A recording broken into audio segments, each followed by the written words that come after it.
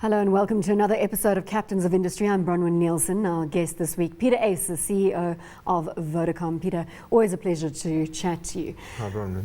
We need to deal with the most topical question first, and that is, of course, that you are leaving Vodacom after 20 years within the fold. And I've done a lot of research on the subject. We've spoken about it, and there's nothing untoward about your leaving. Perhaps I couch the question differently. How do you feel about potentially being out of the hot seat and moving away from a company that has been such a big part of your life? Yeah, it's 20 years. Next February or March when I leave, it's 20 years. And I've got some good memories that I can think back to. Why is it happening now? 20 years at Vodacom, I suppose at some point it has to happen. And my next move would have been overseas somewhere, and I prefer to be in South Africa. I'm passionate about the country, and I think I can still do a lot in South Africa, for South Africa. There is a little speculation that there was some argy-bargy with Vodafone, so to speak, especially on the affirmative action side and on the black economic empowerment side. Is there any truth to that speculation? Not at all. I'm very supportive of transformation. Vodafone is supportive of transformation, and they're a very good parent, they're a very good shareholder, very supportive, and I've worked very well with them. And then just one more on the topic. Yes. Is that, of course, the speculation is that you're joining Alan, not Craig, at Cell C again, and I would probably be having the scoop of the century if you told me that you were, but I've got to put it to you. Is there any truth in that rumour or speculation? No, most definitely. Firstly, I have a restraint. I can't go and join direct competitors immediately. But also, I think I can do something different now. There's so much more to do. On that note, have you got any, have you made any decisions on where you're going, what you are going to be doing? So I think it's too early to say, but firstly I'm finishing off this half of the financial year, and then Shamil Yusuf, who's an old colleague, will be taking over the second half. And I think once he's taken over, I can say more. Well, let's move on. Hopefully we can get the exclusive on that when you have decided what you are doing and where you are going. 20 years at Vodacom. What has been your biggest achievement over that period? Oh, there have been so many. If I think back to the early days when we built the network, just to have built the network, and I remember the day we decided to build coverage down the national road, and the whole country was laughing at us. Our competitors were laughing at us and saying, it's madness, why would you ever want coverage down the N1 to Cape Town or Durban? And we did it. Then I remember the data launch. We were part of the first group of companies across the world that launched 3G at the time. I remember, again, one of our competitors, Carl, at the time, saying that he will eat his hat if we launch by that Christmas. So I'm going to go back to him and take him a hat now. Exactly, he's got to eat it. But more recently, if I look at the last 4 or 5 years that I've been in the driving seat, one of the big highlights has been the listing. It was amazing to build it up to listing, having a court battle the day before the listing with government and the regulator, then listing, and initially the share price kind of flat, went down a bit, and then building it up to where it is today and delivering good shareholder returns. Well, absolutely. Talking about good shareholder returns, since the listing you've returned 28% on an annual basis to investors, and further to that you've increased the customer base exponentially. I think added some 8 million customers direct in the fold, and then the broadband offering from a customer perspective has more than doubled under your leadership. It's going to be a tough act to follow for anybody stepping into the hot seat. Now, do you think Shamil has got the makeup to continue with the numbers that you've been delivering? So firstly, on the numbers, just to reflect back, if somebody put money into the Vodacom share at the time, by now he would have doubled his investment. So I'm sure there are many pleased shareholders out there. But on the company side, things technologically in the world changes so quickly. If you look at the last 5 years, how smartphones have taken off, internet. We only launched 3G in 2005. In 2012, we now have 12 million in South Africa users that regularly use the internet. That can double in the next. We can connect the whole country to the internet, and then we can start making a difference. So there's still a lot for the next generation to do. As you say, and going back to those numbers, if you had invested 1,000 Rand at listing in 2009 May, you would have over doubled, in fact, Yes. made more than double your money, so in excess of 2,000 Rand. By comparison, if you'd invested 1,000 Rand in MTN, you would have achieved 1,300 Rand, so just over that, over the same time period. It's fierce competition out there. Yes. How have you managed to deliver above average returns for the industry? I think firstly you have to look at what we've done over the last 3 years inside the company. We listed, then we started building up to the rebrand, and we used the rebrand as a big milestone to also turn around the company internally. And one of our big shifts was to be more customer focused.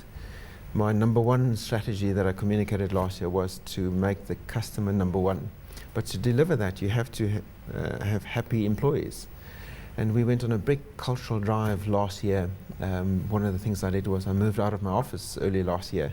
And I must say, it was a big decision to not be in a comfortable office hiding away, but to now be part of the company, to feel the buzz and to hear what's going on the ground, and slowly turn the culture to be a more customer-centric company has been a great journey. What prompted that decision? You meaning you moved into an open plan environment from the corner office? Yeah, it was an interesting story. Just before the rebrand, I went on a roadshow visiting all the staff, and some of the comments I heard was that the leadership is hidden, they're not visible, they're not approachable. They're in an ivory tower. Yes, staff could not get into the lift to go to the 4th floor where I sit.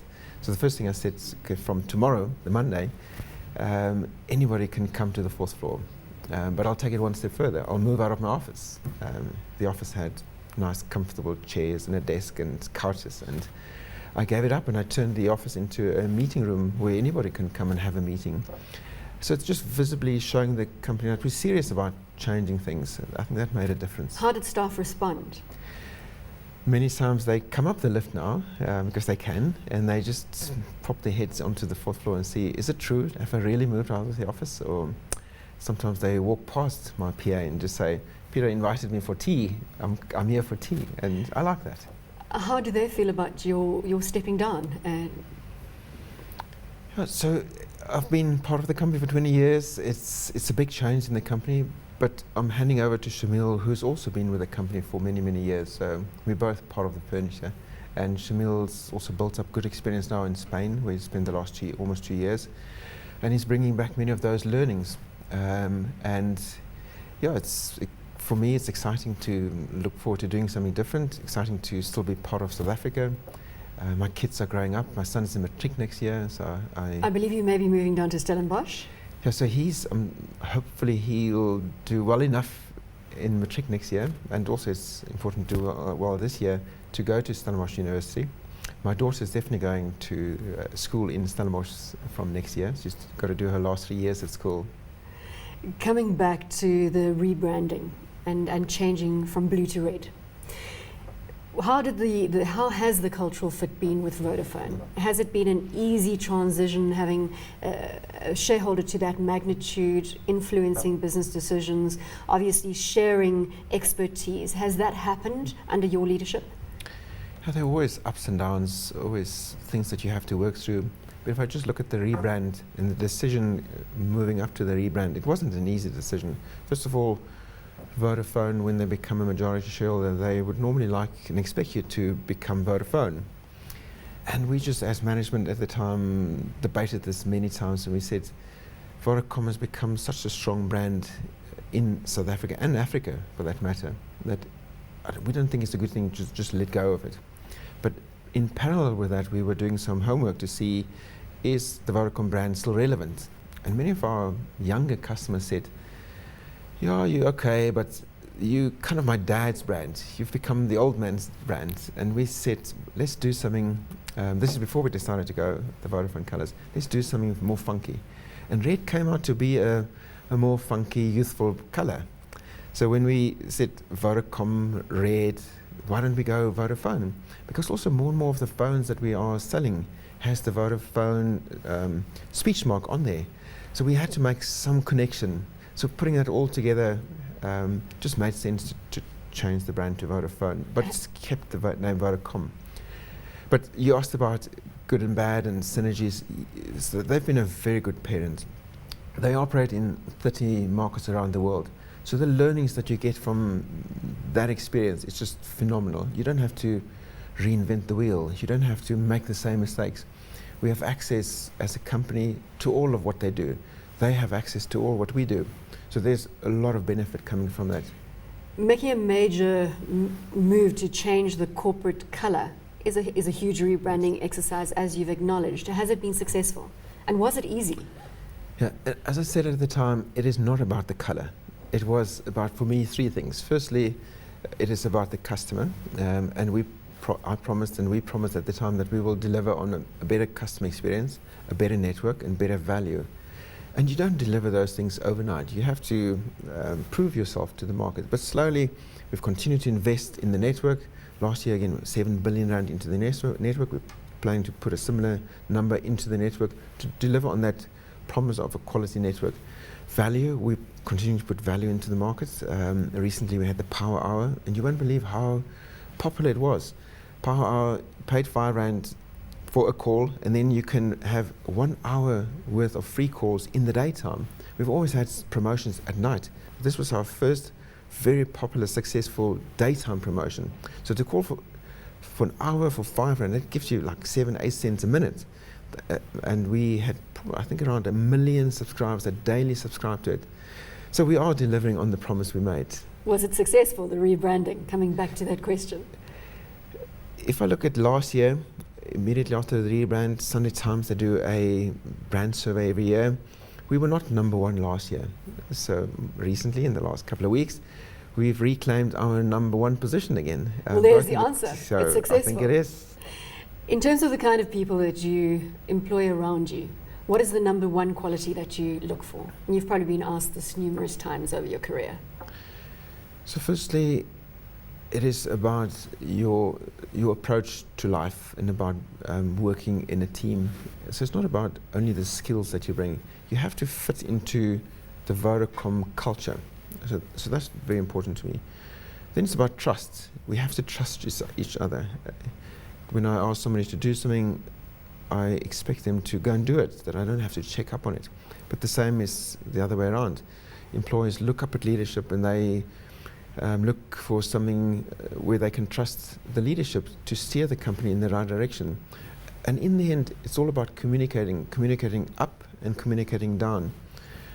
Skills, it is important, and we do look for skills, specifically in telecommunications. It's a scarce resource, not just here in Africa, and it is a scarce resource in the world to be successful at a telecoms company.